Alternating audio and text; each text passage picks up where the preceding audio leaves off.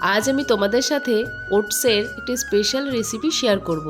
তো চলো তাড়াতাড়ি রেসিপিটা শুরু করি।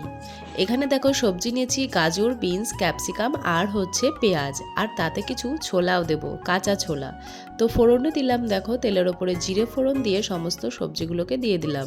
গাজর, বিনস, ক্যাপসিকাম সব দিয়ে দিয়েছি, পেঁয়াজও দিয়ে দিয়েছি, দিয়ে হালকা একটু নাড়াচাড়া করে ভেজে নেব। তোমরা চাইলে আরও অনেক সবজি এর ভেতরে দিতে পারো, আমি কিন্তু লঙ্কাও দিয়েছিলাম 3টে।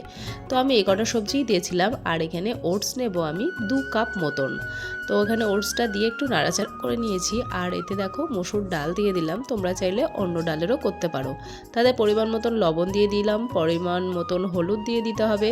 তারপর একটু নাড়াচাড়া করে তাতে কিছুটা জল দিয়ে দেবো। তো জল দেওয়ার আগে কিছুটা ছোলাও দিয়ে দিলাম। তো দেখো নাড়াচাড়া করে জল দিয়ে দিয়েছি। এবার হচ্ছে প্রেসার কুকারে ঢেকে দেবো। 3টে সিটি দিলেই হয়ে যাবে আমার ওটসের খিচুড়ি। এটা খেতে কিন্তু দারুণ লাগে, আর হেলদিও, আর হচ্ছে শরীরের পক্ষেও খুব ভালো, আর টেস্টিও হয়। তোমরাও চাইলে এই রেসিপিটা ট্রাই করতে পারো।